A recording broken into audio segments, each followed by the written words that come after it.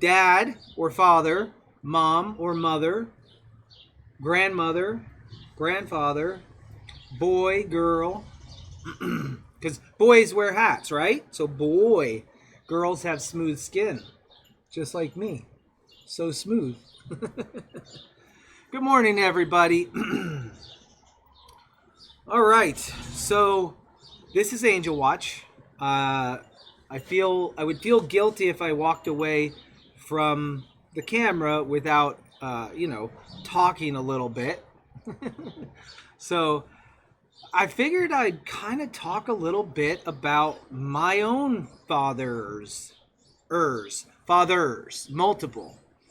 Got a couple nice text messages this morning. Stella sent me a text message that made me laugh. Happy Goat Father's Day, because think about it. I am the father to 170 goats, which is pretty cool. I didn't even realize that. I'm like, yeah, I got kids. Everyone asks how many kids you got. I'm like, yeah, I got 4 kids. But realistically, I have a bunch of kids. Lots of them. And I love them dearly. Everyone's doing good, by the way, in the barn. Frosty's good. I had Banshee. In the stall over here because she was acting a little off. Her temperature's good. She has an appetite. I didn't know if it was food aggression, so I utilized one of the stalls right here to put Banshee in there. So she's doing good. Everything's great. Hope Ministries is on Facebook. All right, so we can pull that up real quick. We're going to go ahead and do a little bit of chatting about Father's Day, and I will give you guys, let's see. Let's bring it up.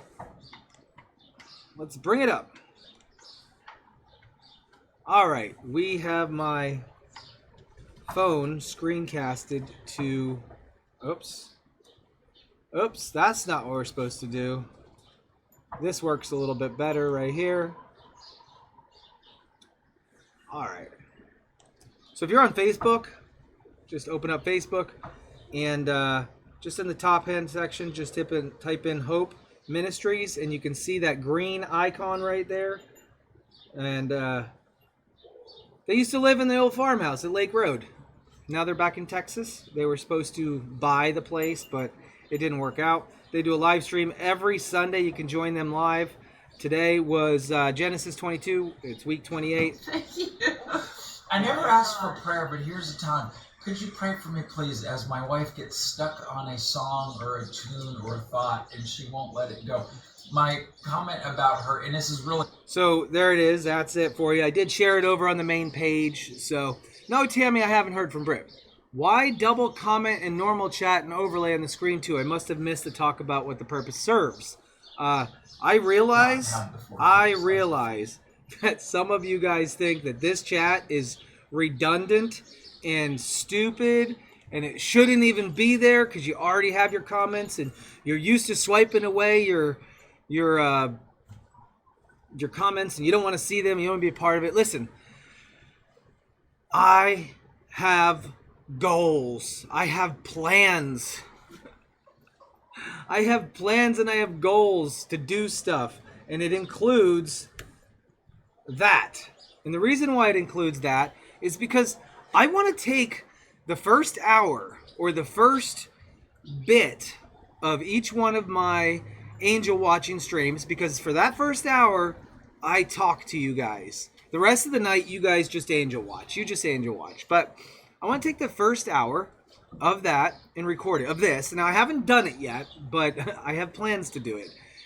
And I want to take the recording of what we're doing right now, and whether I tell a story or whether I entertain you guys or whether I talk to you guys, I want to take that to other platforms. And I want to bring the chat with it.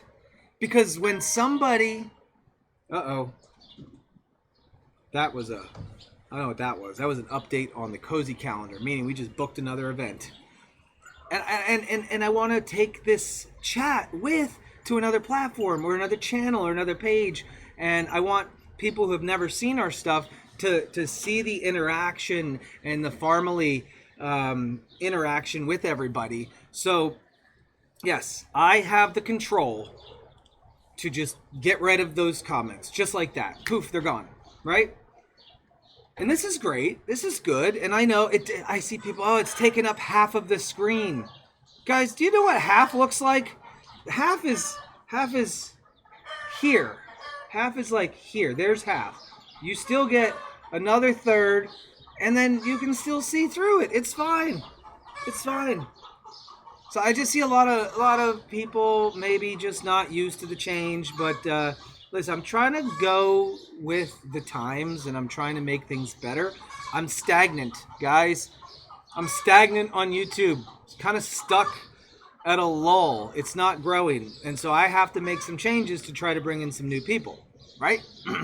That's all. Yeah, the white color is hard to read. I understand. I get it. Now, there's going to be something that will help you guys out. And I understand it's difficult to read it sometimes, but I already know, and I've already talked to you guys about this. Listen, if you open up, I don't know if you're on a mobile device or where you are or what you're watching from, but no matter where you're watching from, when you have to do this every time. It's unfortunate. It is very unfortunate. Here's my Goatfather page, right? Channel. And there's the live. You want to go right here and click on the live stream or where you're watching from. And you want to close out the chat real quick. Do you see this little X button right there? Let's close out the chat. And now up here, tap the video. And when you tap the video, you're going to see a gear icon in the top right corner. Tap that. And you're going to see quality. Do you see where it says quality auto? Select that quality to higher picture quality. Now when you view things, the text is going to be more crisp and clear, right? That's how it works. Unfortunately, YouTube just defaults to giving you the quality that your internet speed is kind of optimized for. And by changing a few settings on your end, you're going to get crisper quality images. All right? Appreciate your growth mindset. Thank you. Thank you, thank you, thank you. All right, so it's Father's Day. And listen, I grew up without a father for most of my life. I did. I was born in Massachusetts. And if you don't want to hear my story about my dad's and my experience with my father, you guys can definitely go watch something else. And I'm not trying to be rude or anything, but I'm just trying to avoid anybody who says, hey, I'm just here for the goats. I don't care about you. I'm just here for the animals. I don't care about what you're talking about. That happens sometimes. There's always that negative Nancy that's going to ruin it for everyone. So I'm just trying to hey, just, keep the comments clean. But yeah, I have a father, had a father. Biologically, sperm donor, as some people out there in the world may call that. But I was born in Massachusetts. Now, my mother, Jacqueline Ann Ray, and this is kind of cool, if it's possible for me to do.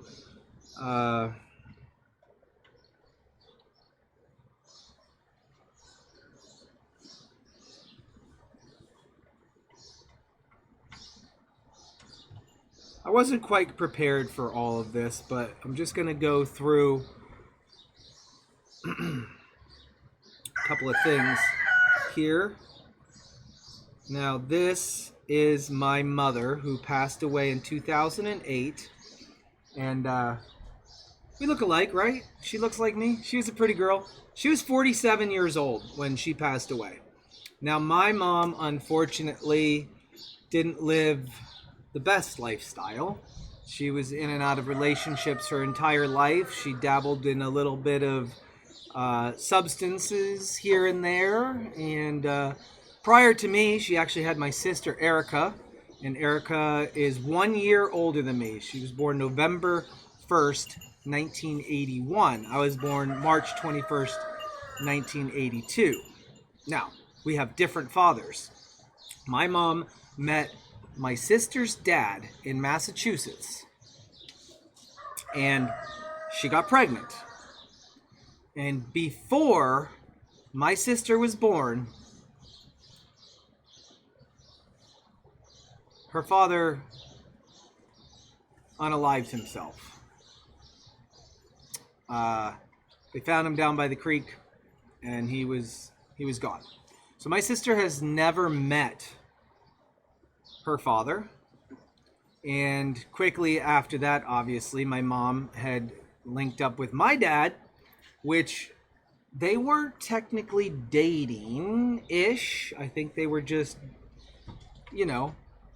doing stuff. Stuff that two consenting adults do. And, so my mom met this guy, which would be my father, Jeff. That's my papa's son. That's my dad.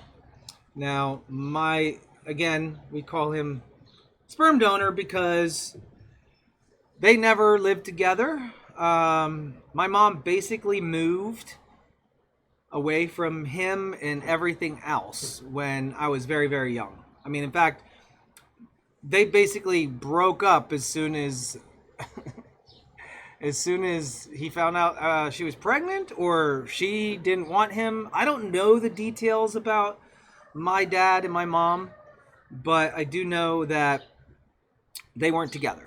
And so now my mom is a single mother of two all of a sudden, me and my sister from two different dads.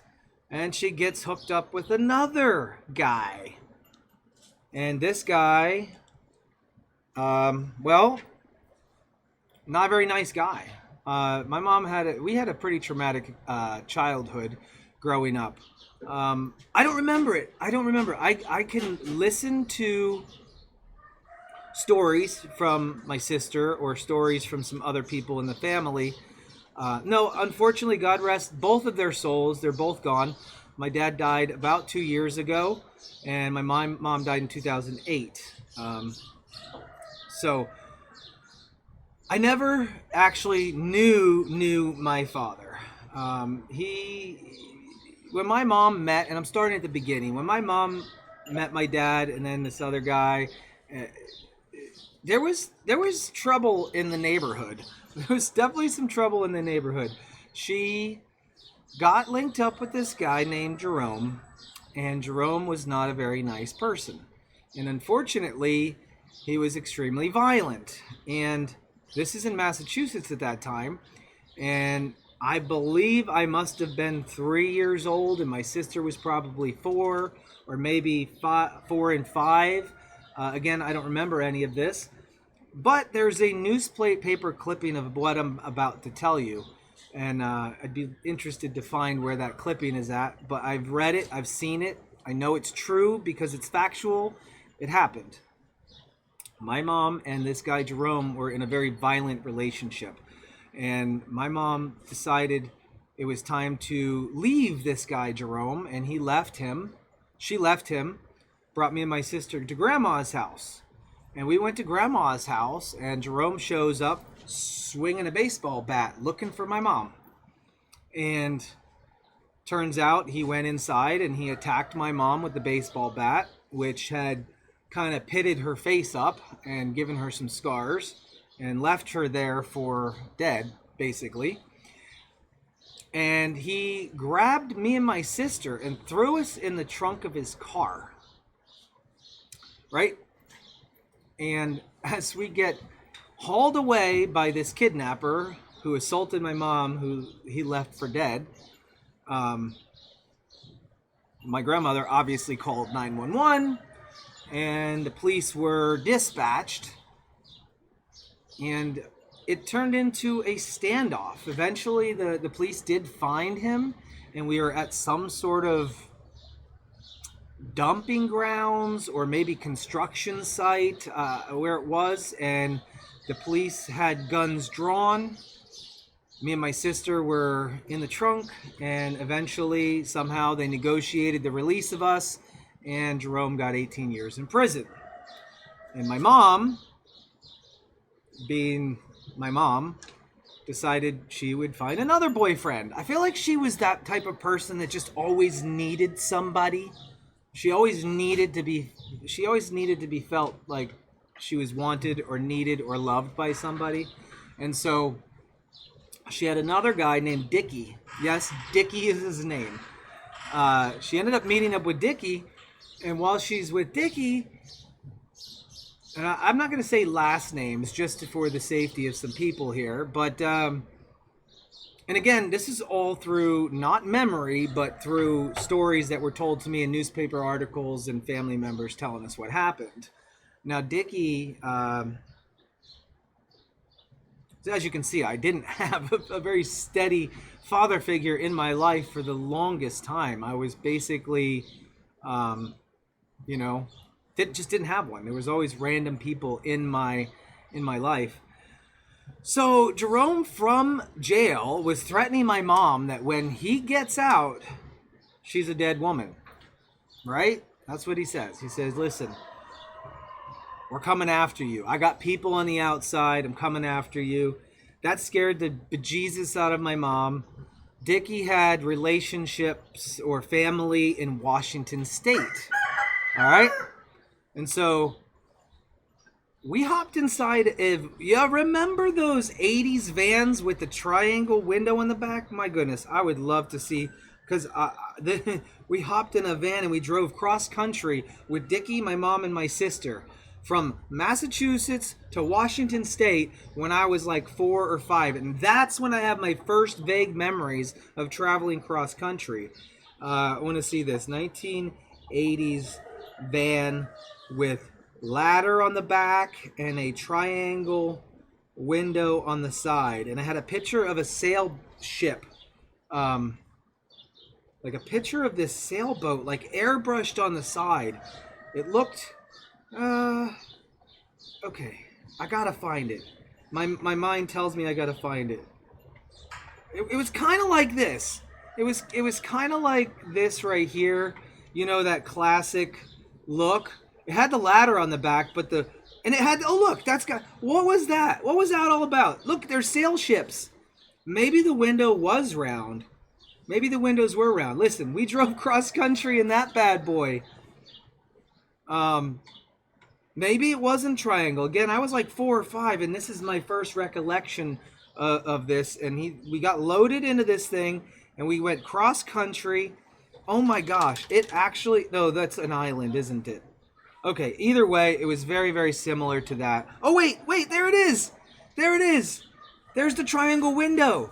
Oh my gosh, I found it. I found it. Okay, so that's what we traveled cross country in, and we stopped at Mount Rushmore. I remember that. And I remember stopping at a gas station, and back in the day, there were these, 2-foot long, shark heads, and it had a trigger at the bottom. And I remember he bought me that thing, and it had this shark head, and that was really fun. And those are probably the only 2 memories I have of that trip, other than rolling down out of the mountains of Spokane into Washington State and just looking at all the trees. Again, I'm like 4 years old. I'm like young.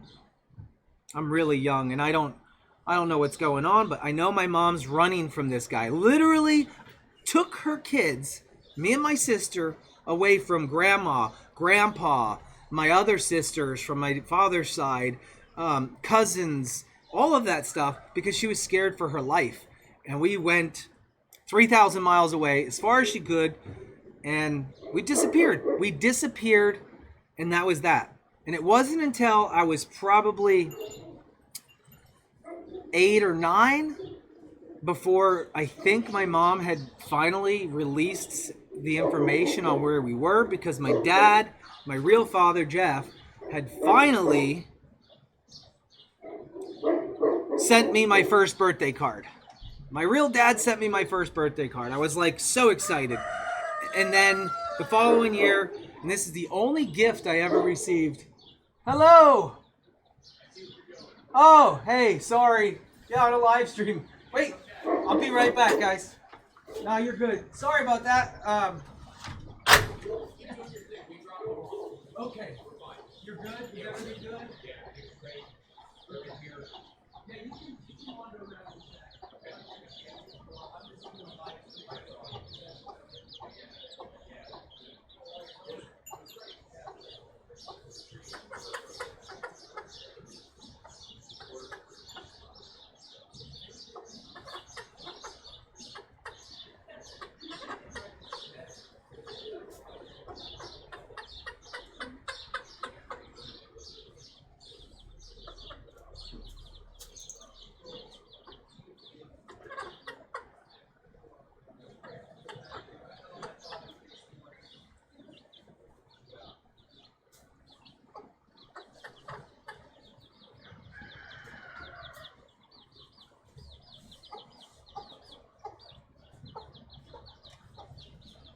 goat rental return.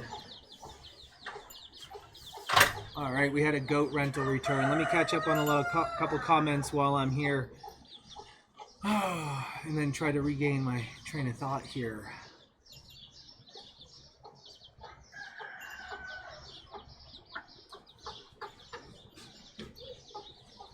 Thank you, Sarah McLean. McLean.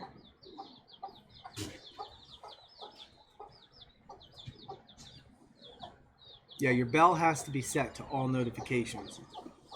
Right. If you don't set your bell to all notifications on, you will not get notified when I go live or post a new video. All right. Where did I leave off? I'm gonna need you guys to give me a little update here on the last thing I was talking. The birthday, my one and only.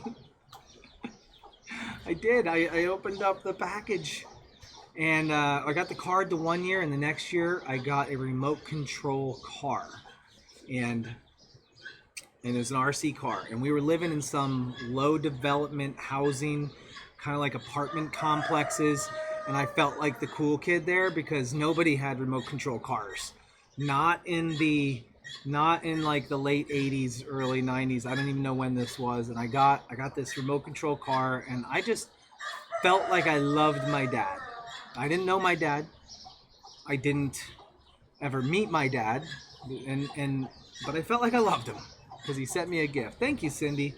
Appreciate that, super. But that didn't last long. My mom, again, was still...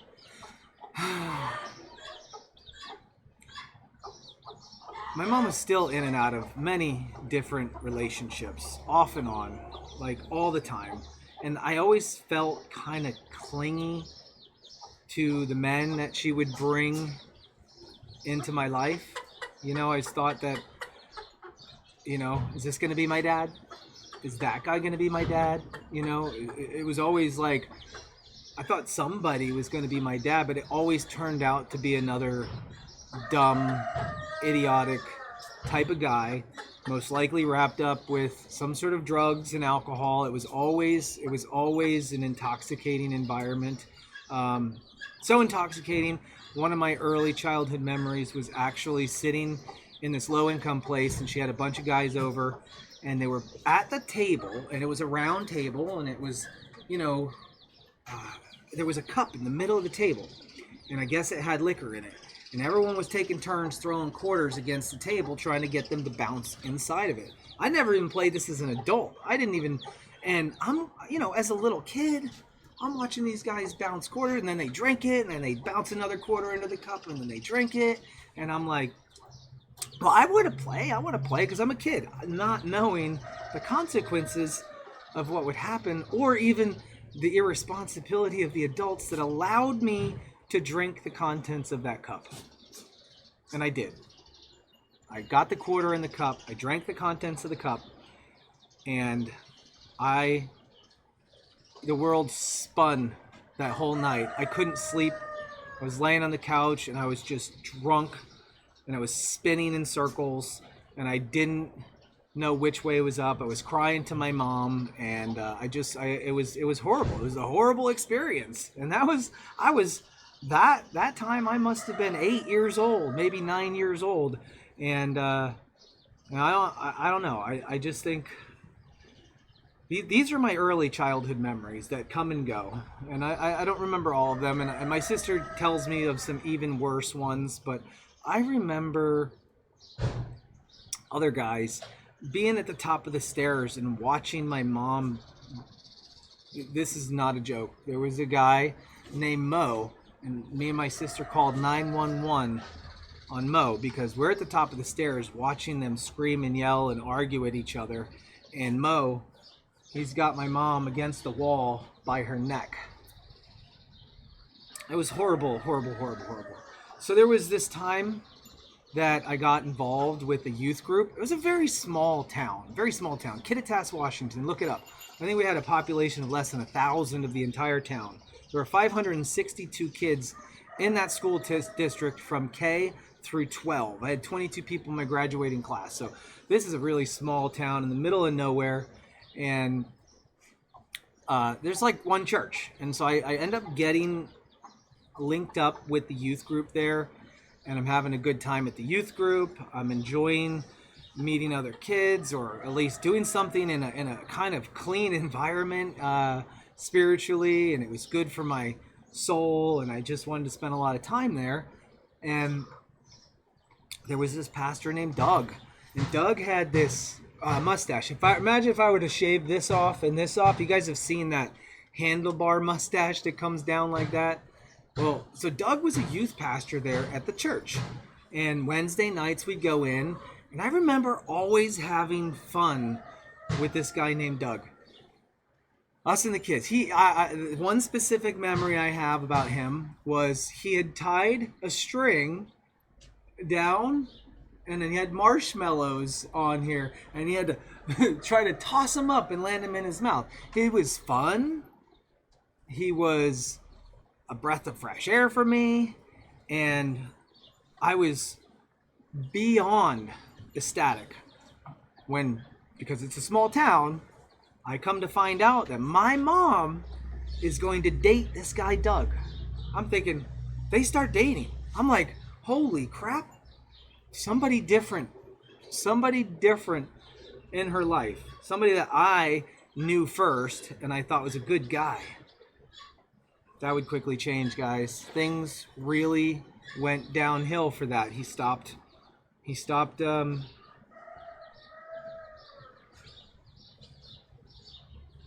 doing the youth pastor stuff. They joined the pool league at the bar.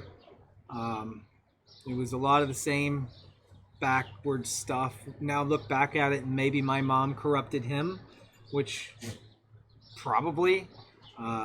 He was a river guide on the boat, and then he had back surgery, and I know he had pain meds, and things went really, really, really south because my mom really fell head over heels for this guy. And I remember we bought a house together, moved out of that low income stuff, and we ended up living, and it wasn't a house, guys. Let me explain to you what I called a house. It wasn't attached to another building. There was nobody living above me or beside me. But honestly, it was an old railroad car that was converted into a house. My bedroom walls, I could touch one wall here, and I could touch the other wall there at the one portion of my bedroom. It kind of narrowed down. And Doug had 2 daughters from a previous marriage that I didn't even know existed until we all moved together. So here we're in this 2-bedroom boxcar house. It was very long and skinny, and you walk into the living room, and to the left is the master bedroom. To the front is the living room. Then there's the kitchen, which is small. Then there's a bathroom and the last bedroom divided into 2. And that was shared by me and my sister on bunk beds. And I got the first bed, the bunk bed, and she got the upper half. Well then, all of a sudden, Jamie and Heidi show up out of nowhere. His daughters. So I have stepsisters all of a sudden. Now it's 3 girls and myself. And where do I end up sleeping for a very long time? Under the bed. I slept under the bed. That's where I slept. There wasn't enough room. There wasn't enough room in this house. So now you have 2 girls on one bunk, another girl, and then me under the bed. And that's where I slept. Now here's the embarrassing part. All the way up until the age of 12, I wet the bed. I was a frequent bedwetter. I could not stop urinating the bed. I'd go to bed, I'd wake up soaked. Sheets would be soaked, clothes would be soaked. I went to school smelling like piss more often than not. And the house was dirty. We had dogs. We had nobody did the dishes. We didn't have washer and dryer in the house, so maybe if we were lucky once a month, we got to bag. We had mountains of clothes. I'm not even kidding you. Mountains of clothes that would build up. It was like a hoarder situation. And we would, maybe if we were lucky, once a month, take all of our laundry to the laundromat and do our laundry. So I wore a lot of dirty clothes when I was younger. I stank a lot. I wasn't very popular in school. I got made fun of. I got picked on. And then things started getting a little worse at home. Doug started getting a little bit violent. Now, granted, I get it. Listen, you're going to spank your kids on the butt because they're naughty. You can't do that nowadays. You touch your child and you're going to end up in jail. But, you know, we used to get a beating. We used to get a pretty good beating with the belt or other objects. And most of the time, I'll be honest, it was bend over and take it like a man. The problem is I wasn't a man. I was not a man. I was far from a man. I was still a boy. And when that belt came whipping around and it wraps around your leg, woof, and then you have bruises up and down your legs because he's hitting you so hard. That happened on more than one occasion. There were times that he just had these awkward, weird rules, like if I were to touch the food on the plate with my hands and not the silverware, he would yell at me and say, "Hey, you want to eat like a dog?" And he'd throw my food on the floor and he'd say, "You're going to eat like a dog." And then I was forced to eat the food off the floor like a dog. These are the type of things I had to go through all before the age of 12 years old. And it was tough. It was really tough growing up. And I just didn't, I was a bad kid. I did a lot of bad things. I have a criminal record that's sealed. It's an what do you call it? Sealed record that when you're underage. But I ended up going to school one day, and the only thing I had to wear, and I didn't do this on purpose, but the only thing I had to wear was a pair of blue shorts with white trim. Kind of like what Richard Simmons would wear if he was doing a workout session. And I wore these blue shorts with white trim, and it exposed all the bruises on my right side, but it was the only thing that I had that was clean. It was the only thing I could wear that didn't stink like pee. And so I put that on, I go to school, I keep my head down, try to do my thing, and during the middle of the class one day, someone pulls me out and says, "You need to go to the office." So I go to the office, and next thing you know, a guidance counselor was involved, and they started asking me about my bruising, and why I stunk so bad, and blah, blah, blah, blah, blah. And I remember I was just getting ready to turn 12, and the guidance counselor told me, he said, "Hey, who's your real dad?"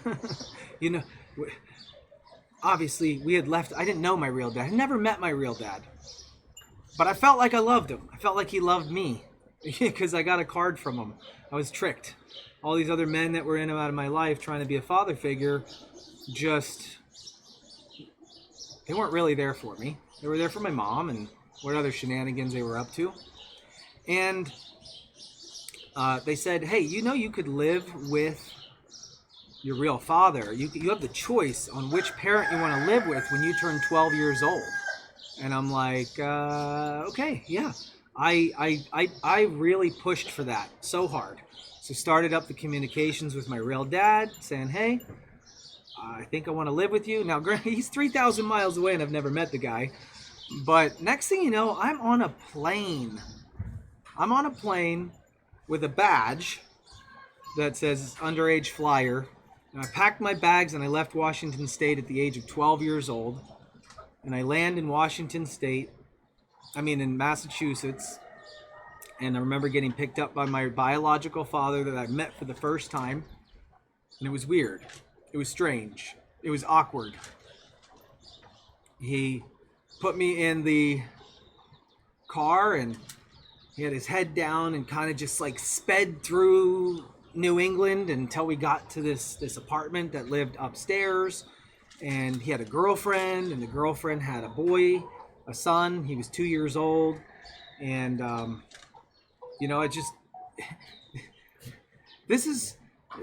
it didn't take long. In fact, the first night that I was there. They were smoking marijuana. And he had a pipe, and he had a... And again, I'm 12 years old, and this is my first night with my dad. And we're all having this, like, fun time in the living room, and they start smoking. And my dad's girlfriend didn't know this, but he asked me if I wanted to smoke it. And he gave me the pipe and the lighter, and he told me to go back to my room and take a couple hits and come back out. So I did. I went from one bad situation to another bad situation. I got out of what I thought was really bad. And, you know, I guess at this age, I wasn't all of that. Maybe I didn't think it was all that bad because, you know, I'm a kid. I'm like, this is fun. You know, I'm being influenced by people that love me and care about me. And this is what you're supposed to do. I don't know. It didn't take maybe 6 months before I was told that I had to leave. My dad actually came to me and said, "Hey, I got a plane ticket for you to go back to Washington." And I'm like, I'm not going back there. I'm not going back there. But he's like, you can't stay here. And the reason I couldn't stay there is because the situation with his girlfriend and her kid. I guess they didn't want me there. They didn't like me. I don't know. But I was told I can't stay there. So I frantically called around to some family members that still were living in the area. And I ended up living with my auntie and my uncle, who also had 3 kids. And so that was rough. I mean, man, I was bad. When I was there, I fought. I got into fights pretty much constantly. I stole stuff. I skipped school. And I was just a bad kid. And I was a nuisance to everybody I went to. And it sucked. Here, back in Washington State, my mom announces that she's getting married to Doug. So she gets married to Doug. They get married. Now they're married. And then my mom starts begging me to come back. Oh, he's changed. He's a different person. He won't touch you, you know. And I don't know. I don't know what came over me. But I said, all right, I'll go back. I'll go back to Washington State. And my mom hopped in her car. It was a geo-tracker. And she drove across the country to get me. And I remember hopping in the car with her, and I'm out of here. See ya! And I don't know, 13 years old at this time, 14, I don't even know. Everything blends together. And we hit the road, me and my mom. And I was telling my mom, you better not touch me. Now, I kind of went through a little bit of puberty, or maybe a mental thing was like, he's not going to touch me, or I will shoot him. That's kind of like my mindset at that point, because I'm going back to another bad situation. And this is kind of funny part of the trip. Her geo-tracker broke down not too far outside of Massachusetts, and we had to take Greyhounds to get all the way back. And I remember sometime in Chicago, the Greyhound bus, the plumbing overflowed, and it came up the aisleways, and we had to switch. But I was happy to be back with my mom. I loved my mom, and my mom could never do wrong. In my mind, my mom was the perfect woman. I loved her. I missed her. And realistically, did things get better between me and my stepfather? Yes. Yes, they did. Were we friends? Absolutely not. I just kind of minded my own business. I avoided him. Was I still a bad kid? Absolutely. This is, in fact, the part of my life where I decided to put on that bad boy persona. I did everything from unlawful possession of a stolen firearm, burglary, assault, theft. Things were really racking up. In fact, I was getting into so much trouble. I was getting arrested, and I didn't care. I was smoking pot. I was drinking alcohol. I was reckless, and it's such a small town that everybody knew who was doing it. and I would always get locked up. And one day I'm sitting in front of the judge, and the judge looks over at me and says,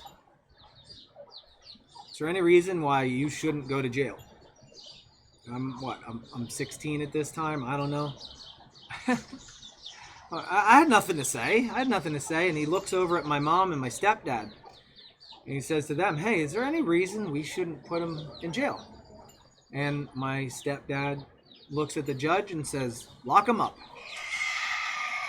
That's the day I went from civilian clothes to an orange jumpsuit. I literally stood up. The bailiffs arrested me. I walked out the door, and I got locked up. 31 days in juvenile hall. That did change me. I definitely kind of straightened myself up a little bit. Let's just say a little bit, because amidst all of this chaos that's going on, there was a little beacon of hope in my life. And when I came back from Massachusetts, right, my childhood friend, the only friend I ever had that loved me to death and his family loved me to death, was David Tatro. David and his family accepted me for who I was. When I did sleepovers at their house at a young age, the mom would come wake me up in the middle of the night to go to the bathroom or change my sheets and my clothing when I did wet the bed. The only place that I felt safe, I went to many different church functions with them, but I was torn. I had this side of my life over here, the little devil on my shoulder, and I had, this side of my life, which was the good stuff, and I was torn. And over time, I started separating from the good, and I ventured towards the bad. And again, with no real father figure in my life, I just did it. I didn't care. I didn't care about anything. So this is tough. This is a hard part of my life right here. And again, it's in the middle of all of this.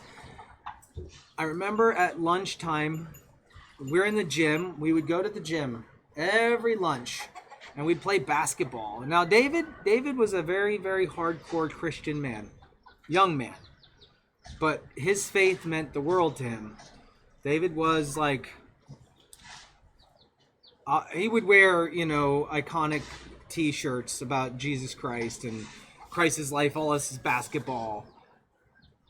And as I kind of went down the deep end, I remember this one particular day, he looked me in the eye at the basketball court, and he said, "Why, Justin, why are you doing this?" And I don't know what came over me, but I shoved him. With all my might, I shoved that boy to the ground, and he slid backwards on the basketball court, and he looked up at me, and I could just see the confusion in his eyes on why I would just be throwing my life away. And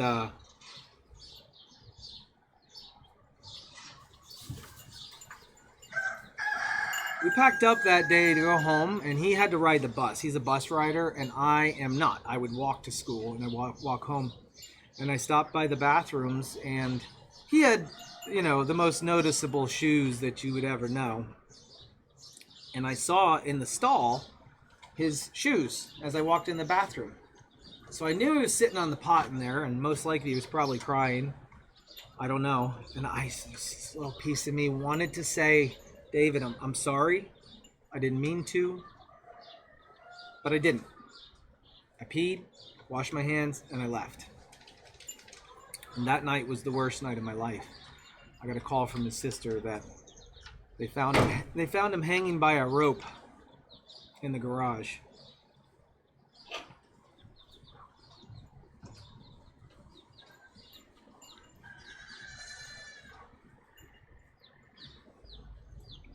I'm going to do what I can not to cry here. I've told this story many times before, but it doesn't ever get any easier.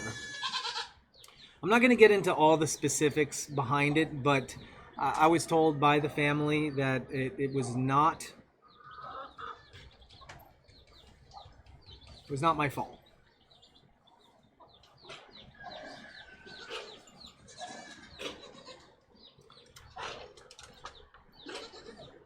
So life goes on, right?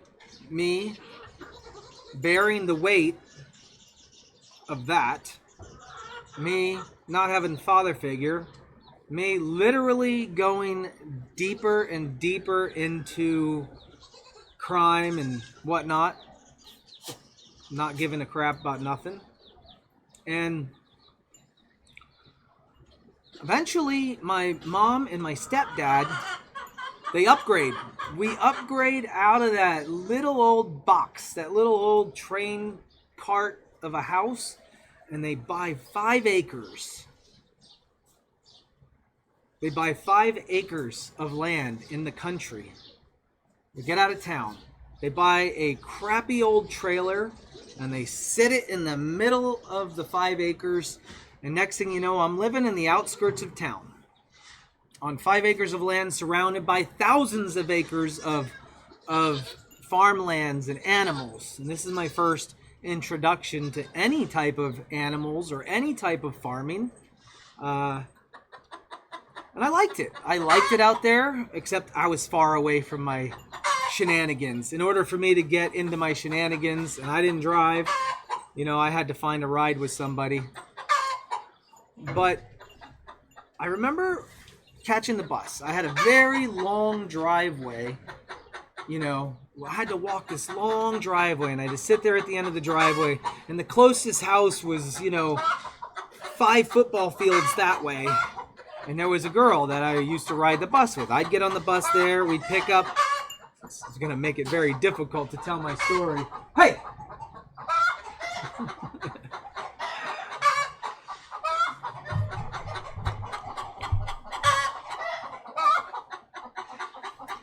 So I get on the bus and I drive myself. We go to school. And this girl, her name was Mary, and I was not interested in her whatsoever. I promise you, this was not a romantic thing. I was not attracted to her. She was somewhat on the larger side, and she wasn't my type. But it was somebody I knew. So one day, instead of riding the bus, I got down to the bus stop. Bus is late. I walk all the way down to the other house, and I knock on the door. Now, I am just a kid, 16 years old or whatever, and I don't know anybody there, but I knock on the door, and this gentleman answers the door. And he looks a little intimidating, and he says, "What do you want?" And I says, is Mary here? I want to ride the bus with her. And he's like, "Oh, Mary, my daughter." And I'm like, "Oh, crap, I'm in trouble. Listen, that knock on the door was probably the best thing I ever did in my life. Knocking on that door changed my life and turned me into the person that I am today. And I don't do enough, or you guys have never heard enough of the story about this, but it was a godsend. The guy's name was Jim. And here's what happened. And this is why when I say my fathers in my life, because I have my biological father, I have Doug, which was my stepfather, I have all these other random dads in my life, but then I have Jim, who is the only person in my life I can genuinely say loved, cared, and embraced me as a son. He's the only person that's ever embraced me as a son, and he's the only person that I've actually ever embraced as a father. When I knocked on that door that day, the first thing he did was he says, "Hold on." And he came back, and he had this long, wavy stick in his hand, and I didn't know what it was, and it had a dangly string on it, and I had no clue what it was. And he says, "You know what this is, son?" I'm like, "No." He says, "This is a bow that I made." And I'm like, "A bow? Like a bow?" "No, this is a like archery, a bow." And he proceeds to step with his knee onto the bow and flex this piece of wood that's all twisty. It's made out of vine maple. And he flexes this piece of wood until he reaches the end of it with the string and he strings it up. And it's beautiful. It's like art. It intrigued me like immediately. And he pulls the string on this thing and the wood just bends in this beautiful shape. And on the bow, it said, "The Lord is my shepherd." And it had his signature on it. And I was like, this is pretty cool. I'm like 16 years old and I just saw this primitive weapon that kind of like spoke to me. And you know what he did? He said, "I want you to have this." He said, "If you come back after school, I want you to have this bow." Dude, that's all I could think about at school that day. I was so excited to get home and get over there. This gentleman, I have no idea who he is, made this handmade wooden longbow out of vine maple, and he wants to give this to me. And in my mind, I'm thinking to myself, this thing is worth $1 million, you know? So he gave me this handmade bow that he made. He gave me 3 arrows. 3 arrows. And they had duck feathers on them. And he also made those. And I went home that night and I shot that bow and arrow over and over and over and over again. Jim is responsible for all your wood piles. Yes. What do you think happened to those arrows? I broke or lost all of them. I was shooting in a milk jug on top of a pile of gravel. Well, that's not conducive to the life of a wooden arrow. So he knew this. He planted a seed right here. He knew I was going to come back. You don't give a guy 3 arrows. I came back for more arrows. Knocked on the door. This is my second time there. And I said, "Can I get some more arrows?" And he said, "Sure. But I don't have any. We got to make some." I was like, "What? We got to make our arrows?" I was like, "Okay." We hopped inside of his truck and we drove into the mountains. Literally just drove into the mountains. We spent 4 hours out there in the mountains cutting trees down, cutting wild rosewood shafts, collecting all of these materials from nature and bringing them back to a wood shop. And he taught me the art of crafting bow and arrows, from splitting the staves to curing the wood, to straightening the arrows, to making my own arrowheads, to fully functioning, to taking something from nothing and turning it into something. And that year, I did not want to go to the trailer. Nothing changed in the trailer. Piles of laundry, verbal abuse, alcohol, drug use. Nothing changed in the house. I didn't want to go home. I never wanted to go home. So I spent almost every waking hour, or every time I wasn't at school, at Jim's house. I stopped the crime. I stopped smoking pot. I stopped drinking. Jim and Sherry were a godsend. Their household was something like I never experienced in my life, ever. We would pray before we ate. The TV wouldn't be on. We would sit and talk. I loved it. I soaked it all in. I took every bit of that and I just let it fill me up because I was empty.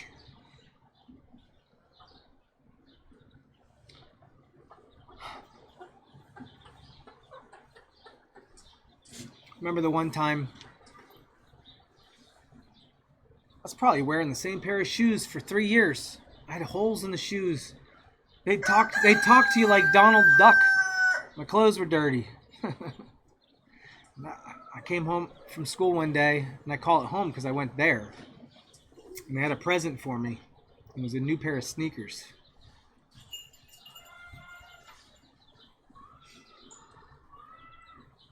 It was probably one of the nicest things anybody ever done to me. There wasn't some remote control car that my sperm donor sent me.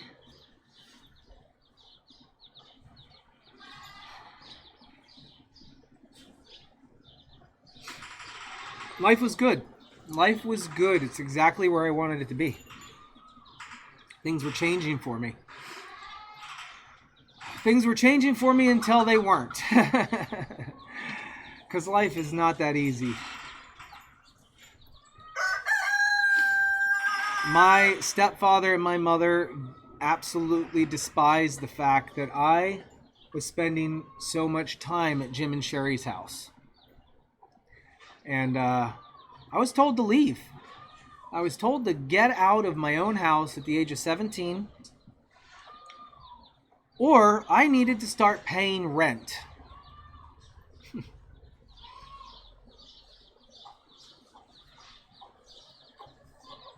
Well, I mean, obviously I'm picking to get the hell out of Dodge. See ya. Peace out. I'm out.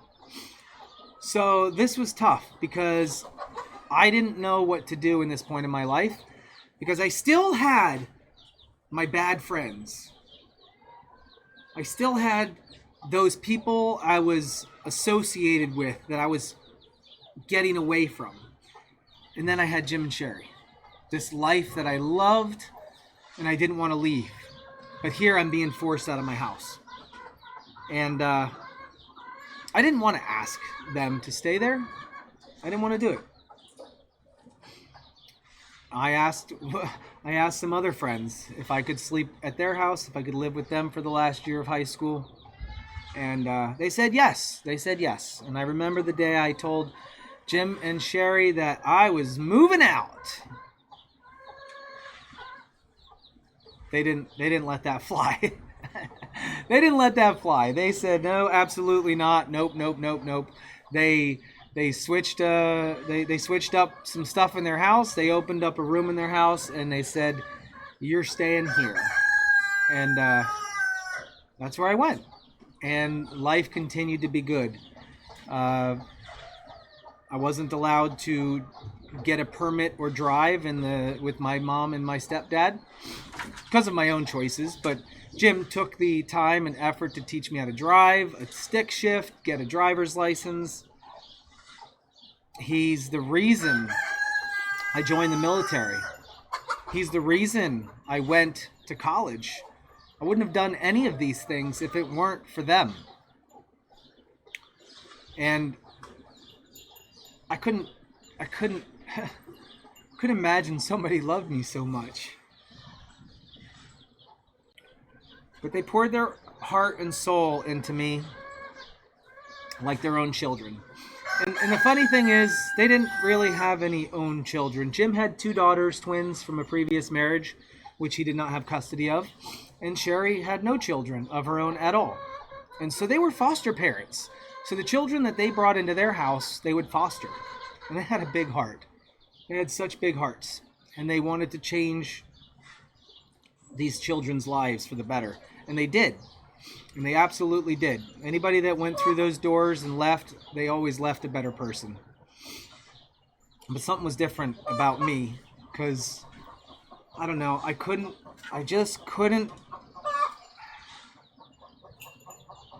believe somebody would actually pour that much time and effort into me and actually care about me. So Jim is the only one that I think I could ever call my father. Not my blood father, not my stepfather, Jim. And I remember shipping off to college, getting my own apartment, and I went to school for computer graphics and web design. May explain some of my familiarity on the computer.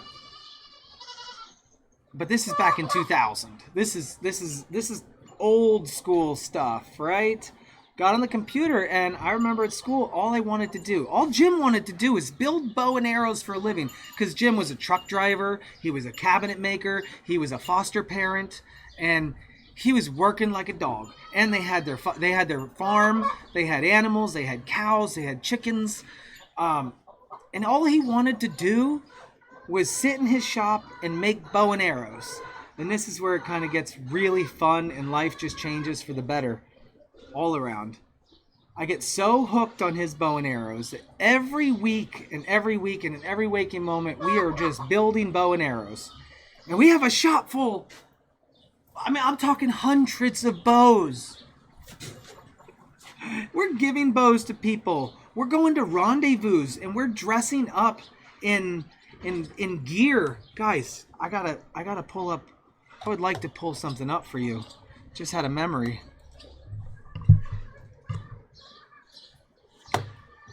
This is where my business mindset came into play, because Jim would take me to a rendezvous or an Indian powwow. I don't know if you know what an Indian powwow is, but an Indian powwow is where people go and dress up either like Indians or I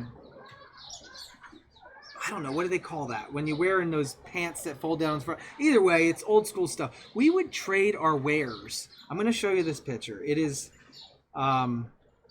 first off, this is Doug and my mom and me at graduation. And, you know, I don't know if you can see that picture, but there we are. That's my stepdad, that's my mom, that's my graduation. Now here's the thing. Can I find the picture? Can I find the picture of Jim? Photos, albums. Let's go. Let's see what we can find. Because I'm sure you all want to see exactly who this guy is. Oh man, it's gonna be buried way too far. I don't know if I'm gonna be able to find it for you.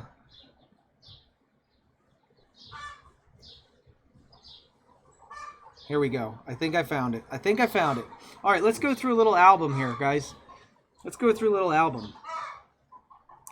1998 basketball team. Now, granted, I know these pictures are going to be small for you.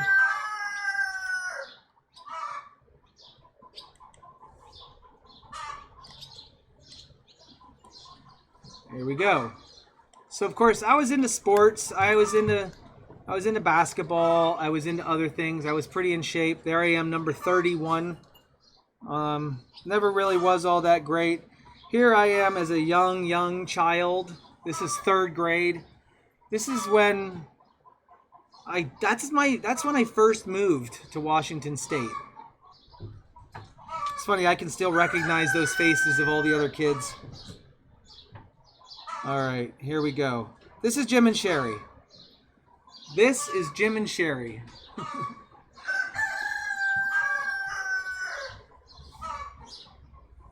Right there. Look what he's holding in his hand. It's a bow. He's got a bow. Now let's keep going here, because I want to show you. This is what he turned me into. I want you to look at the gear that we're wearing. Everything that we're wearing right there is stuff we made. Those are coyotes that we shot on the farm.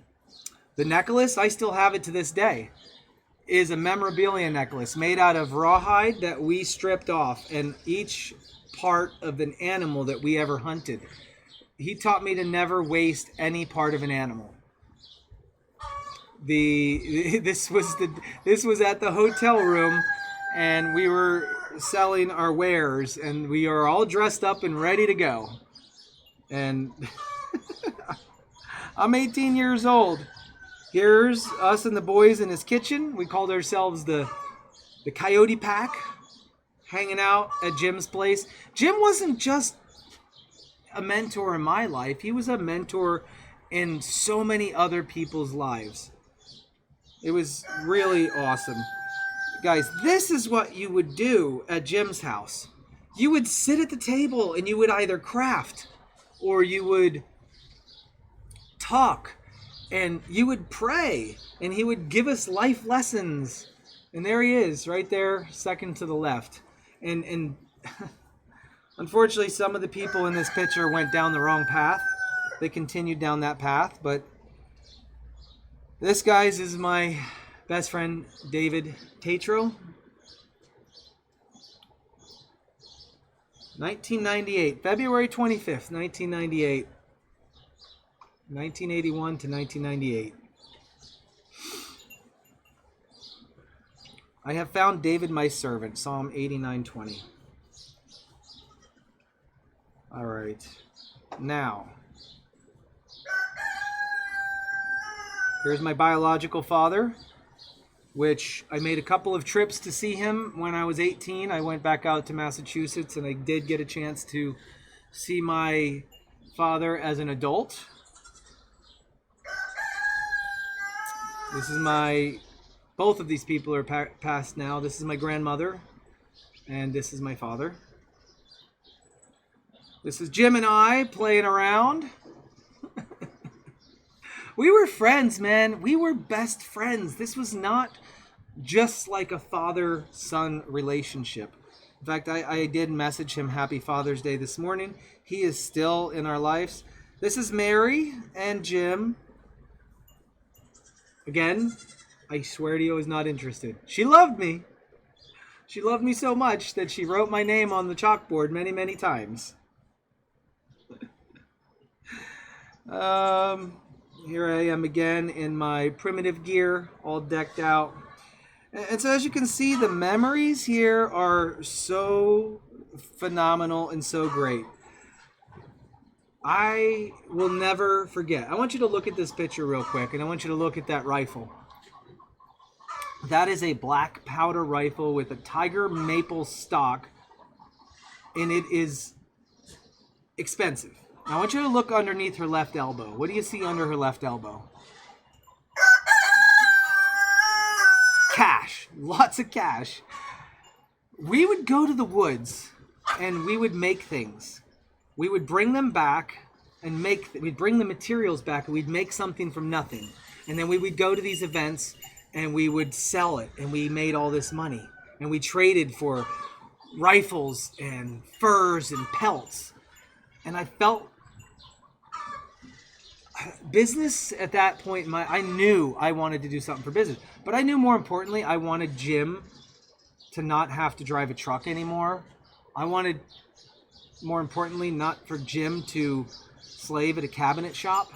And so for my final project in college, which was a 2-year program, it was a tech school, and I got myself a little fancy degree in computer graphics and web design.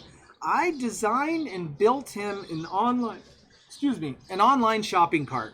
It was called RudderBows.com. He had a dog named Rudder that passed away, and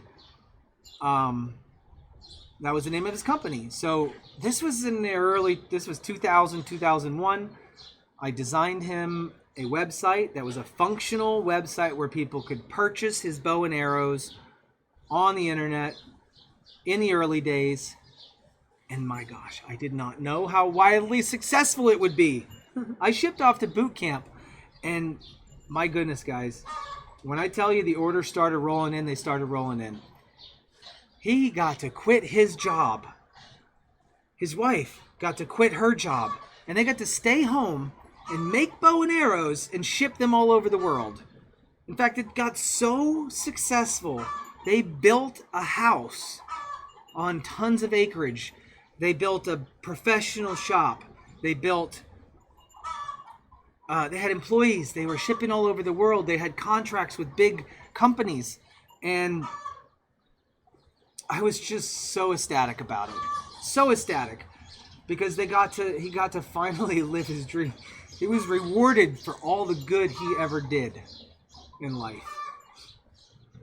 The story doesn't end there, but I can't continue the story because there is so much more to add to this that I could never do it justice. I would be here for hours and hours and hours. But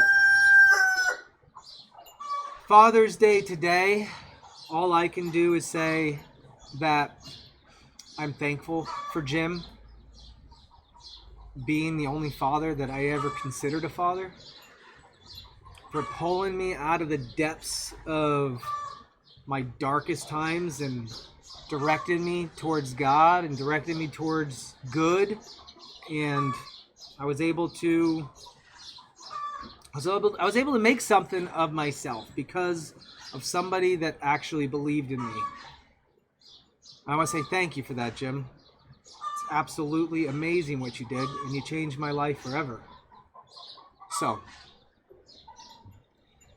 that is my story about my dads. That is my story about my fathers that I've had in my life and how I came to be who I am today. And I love my children, and I will die for them. I would take a bullet for any one of my children. I absolutely would. So guys, if you have a father that's still alive today, I mean, it doesn't have to be blood. It doesn't have to be a blood father. If you got a father in your life that has touched you and changed your life, call him up today. Send him a text. Tell him Happy Father's Day. And say thank you for being a part of my life. Guys, that's it for me. I am going to turn this on over to Angel Watch. I just felt like I needed to do something. I needed to tell my story a little bit. They are still in Washington. Yes, indeed. They are still in Washington. Yep. And I can finish the story later at a different time. But that was an hour and 18 minutes of me babbling on. And I think it's time for you guys to watch some goats, make some phone calls of yourself, all right? And if you don't have that person in your life, just, they hold a special, they're still there in your heart, all right? Happy Father's Day to all the dads out there. Happy late Mother's Day, because I don't even know if I remember wishing you guys a Mother's Day to all the mothers out there. And have a great and wonderful rest of your afternoon. This live stream is basically going to switch right on over to Angel Watching. So you guys can just watch the barn and be good to go. All right. So we're going to turn off my Droid Cam. We're going to go ahead and activate the music. And we're going to bring, let's see, scene switcher. Everything's good.